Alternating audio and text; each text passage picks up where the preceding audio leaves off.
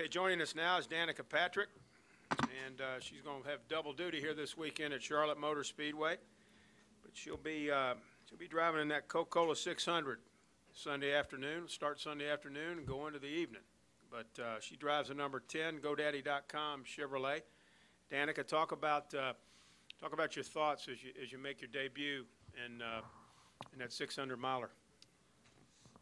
Well, I don't really know what to think yet, but I feel like I got a good distance preview with Darlington being 500, and what's another 100 after that, right?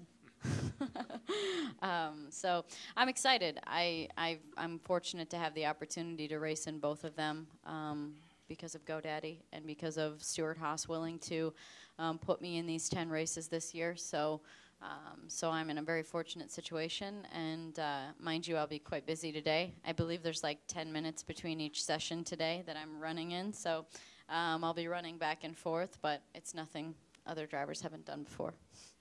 All right, we'll take some questions now for Danica. Start here with Kenny, and we'll go back here to Genevieve and then to Bob. Go ahead. State your name, affiliation. Try to limit it to one question, please. Danica, Kenny Beck, WXII, NBC, in the Piedmont Triad. This is your North Carolina NASCAR debut. I'd be curious to know where these starts, and specifically the Coke 600, rank for you in your career, and how many fans, and particularly female fans, do you think will be coming out this weekend specifically to watch you? Okay, first question was about racing here in Charlotte for the first time. I did come here in 2010 in the Nationwide Series, so I have been here once before, but obviously not on Memorial Day weekend, as I've been rather busy in another state for the last 7 years. So I'm excited to see the festivities, and actually as I look out the window there's a massive American flag. So you know, I'm excited to see the sights and see the fans. And you know, driving in last night, I saw the sea of campers, and it's a nice feeling as a driver. I love to be a part of events that are a big deal and that people watch and follow. So that's kind of, and obviously experiencing the race weekend. But I have to say that just because it's a big weekend from a spectator standpoint, it doesn't necessarily mean that the racing changes. So for more than anything, it's about the atmosphere and how that makes you feel and the energy that gives you. And the other part of your question was about women coming out to the track. I don't know. I don't think about that. I don't think about who is going to be here different than normal. I think that the only thing that I think is really nice is when I see families coming out to the track because their little girls, their kids have someone that they like to cheer for. If that's me, then then that gives them a good family outing, and that's a good way to spend time together as a family. I know that's why I started racing, was because it was a way for my mom and dad, my sister and I, to do things together as a family on the weekends, and that's how it started for us. So I think it's great whenever you can do things together as a family. So, but outside of that, I'm just hoping that I hope it's an entertaining race. I hope it's a good weekend for me. That would be great. It's always nice to do well on these big weekends, but you know, we'll soon find out how the weekend's going to unfold with some practice here soon. Back in the back, Genevieve, and then Bob, and then David. Go ahead. Danica, I'm Genevieve with Skirts and Scuffs. I'm right back here. Hi. I was just wondering, what's it like? What are scuffs? What are scuffs? Skirts and Scuffs. What are scuffs? Why isn't my microphone? Is my microphone working accurately? What are scuffs? I'm just asking. Are they shoes? No, Boots? we're just scuffs as in. What are they? The scuffs mark. Tires. Yeah, yeah. Oh. Scuffs and stickers. Got it. Okay, I was wondering, what's it like to work for Kelly Earnhardt and her brother Dale compared to Tony Stewart on a regular basis?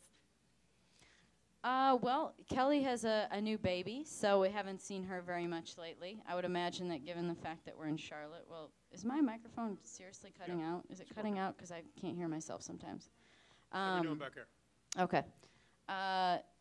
You know, obviously, I don't see her a ton, but she's a great person to work with and work for. She's very straightforward and to the point, And obviously Dale, I don't feel like I have necessarily a sort of as much of a boss relationship with him, although yes, that's true.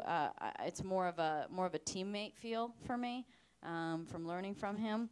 And as far as that compares to Stuart Haas' side, I mean, everybody is different and unique, and that's what makes this world fun. That's what makes it interesting. So I can only merely describe what it's like and describe the different personalities. And Tony has that. You do feel a little bit more of that boss side to him because he's a little more involved, I feel like, with the team and the operations and keeping things where he wants them. But a significant teammate feel, of course, too, and that's because we are. So I've been very fortunate that everyone in NASCAR has been very kind and welcoming and helpful. So they're examples. Let's go Bob, David, and then Claire. Go ahead, Bob. Bob Parker, Sporting News. A couple of weeks ago, you joked that you didn't know what type of snacks you might want in the car, and I'm curious, with the 600 miles, can you talk about just in general your diet, what you eat to keep fit, and if you have figured out any snacks that you might get during the race? Good reminder. I mean, I eat healthy all the time. It makes me feel better, as well as makes it easier to do photo shoots and look the way I want to look. And then I work out a lot because I need to obviously stay fit and have endurance for the car. So for all those reasons, I eat egg whites. Do you want to know this information? Egg whites and oatmeal and quinoa and salads and sandwiches with good bread and things like that. Try and mix it up at night. There was a point in time that I ate a heck of a lot of salmon and vegetables, and I still do that too. I would say the track meal every night is salmon, brown rice, grilled peppers and grilled onions, and pretty much that's dinner the first night every time because you got to eat the fish first, and then it's chicken the next night, and so on. So I eat healthy all day long, yogurts, cottage cheese, blah blah blah. So anything healthy I eat, and inside of the car I have a drink mix that I put in my Camelback that's a blend of carbohydrate and protein. That's right by my trainer. And as far as snacks go, have you ever asked any other drivers what they have? I'm the first? Well, I only said it because I've heard other drivers have snacks. Is this true? Is this a lie? Is this true? Well, do you think Tony would have snacks in his car? I don't feel like Tony would have snacks in his car. You'd have a Whopper. Big Mac. Tony, have a Whopper with fries. Yeah, and some Armor All. Just keeping it clean.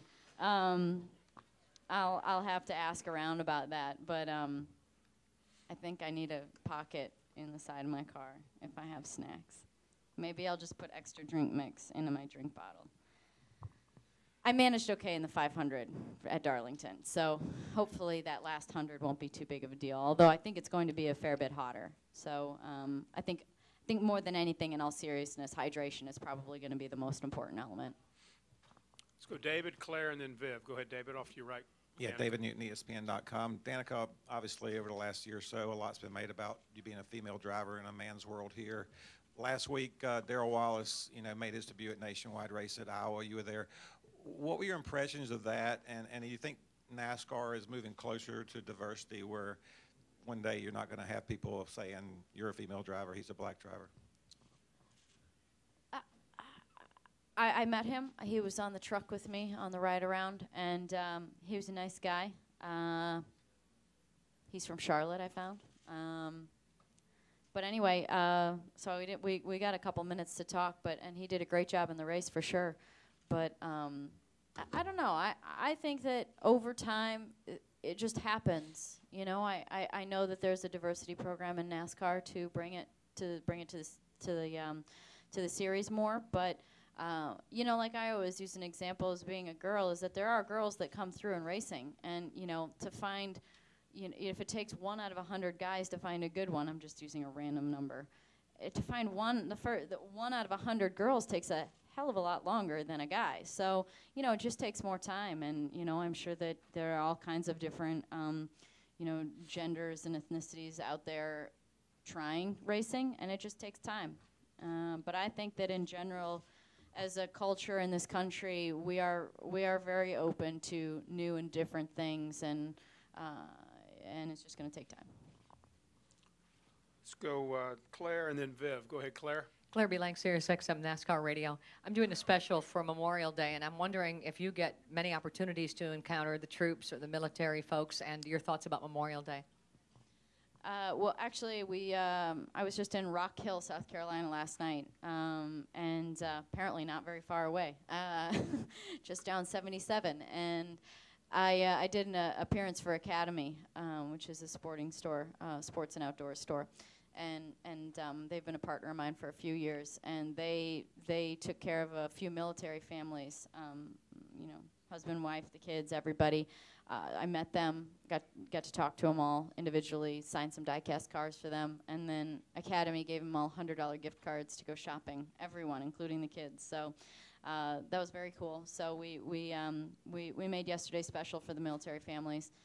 And what it reminds you is that there are families, and that they, you know, these men and women that serve our country are leaving behind a lot, and they're not just young kids. They're men with children, and you know, I think it's a great thing that we have Memorial Day to put that in the front of our mind instead of letting it be a sub thought to things. So it's a good reason to celebrate, and for those who aren't here, hopefully they come home soon.